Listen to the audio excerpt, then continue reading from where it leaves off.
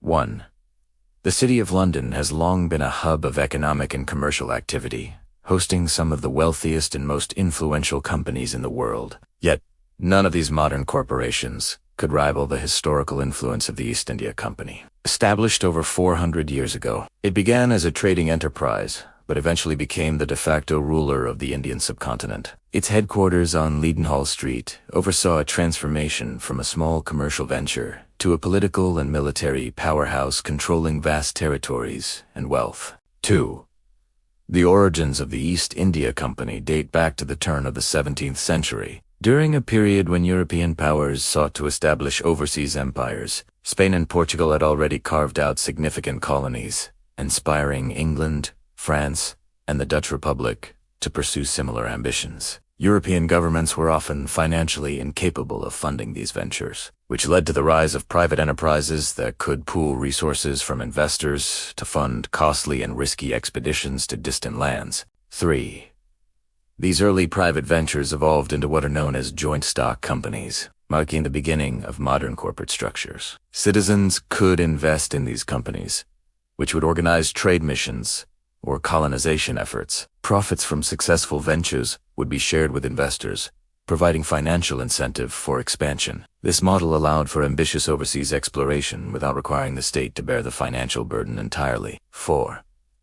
The first English joint stock company was the Muscovy Company, established in 1555 to organize trade with Russia. While it proved moderately successful, London merchants quickly realized that the true wealth lay in trade with the Far East.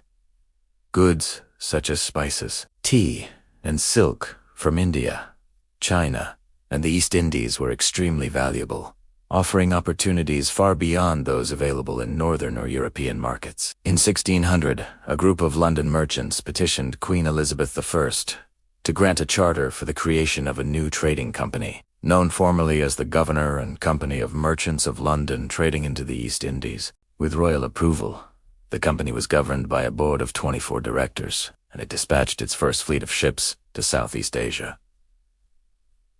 The company's mission was to secure trade in the region, which was already dominated by Dutch and Portuguese interests. 6. In its early years, the East India Company struggled to establish a foothold. Dutch and Portuguese competitors were well entrenched, making trading ventures difficult. Nonetheless, the company secured concessions from Indian rulers that allowed limited access to key ports. These agreements formed the basis for its first strategic trading posts along the Indian coastline, which would become crucial for future expansion and influence. 7. In 1639, the company purchased land on India's southeastern coast, establishing the colony of Madras. This marked its first major territorial foothold. Later, in 1661, as part of a diplomatic alliance with Portugal, the colony of Bombay was transferred to English control. The East India Company quickly established operations there, laying the groundwork for a growing network of trading posts that would eventually evolve into a political and military empire across India. It also engaged in the African slave trade, acquiring slaves from Mozambique and Madagascar to work in its factories and workshops in India. Unlike the Royal African Company, which transported large numbers of slaves to the Americas, the East India Company primarily used forced labor locally to maximize profits. This system allowed it to reduce costs and expand its operations efficiently. 9.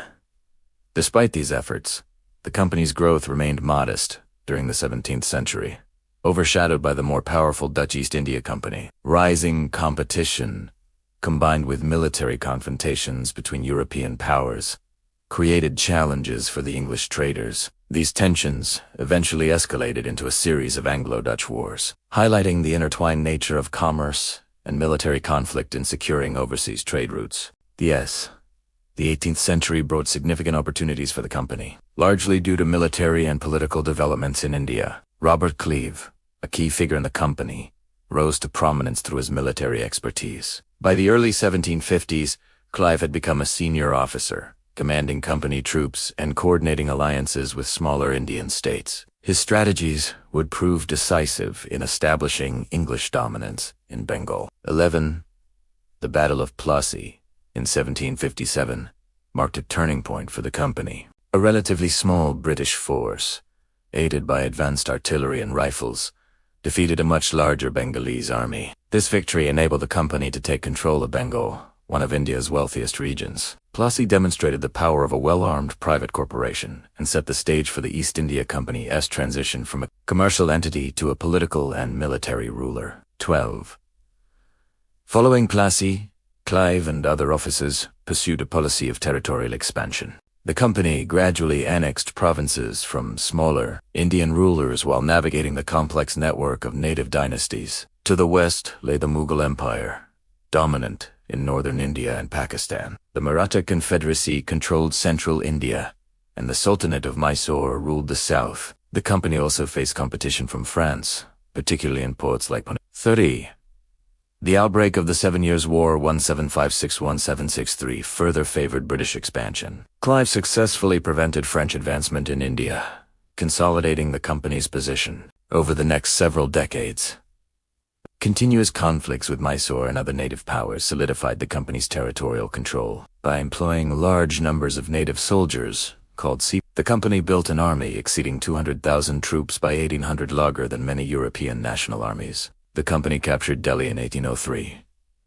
Though minor resistance from Maratha factions continued, the East India Company effectively controlled India, Pakistan, and Bangladesh. Its rule was cemented by a combination of strategic alliances, military dominance, and monopolized trade. The company's reach extended far beyond commerce, becoming the primary political authority over millions of Indian subjects. 15.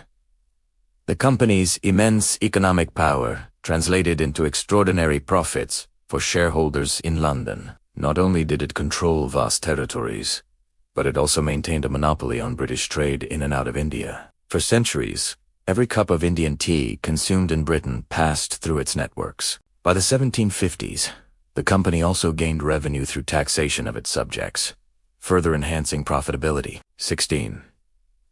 Despite its commercial and military success, the company's civil administration was often disastrous. The Bengal famine of 1770 highlighted this failure, causing the deaths of approximately 10 million people due to mismanagement. A 1772 report by Warren Hastings, the first Governor-General of Bengal, criticized the company's actions, but London-based directors prioritized profit over governance, reflecting the corporation's primary interest in financial returns rather than humanitarian responsibilities. 17.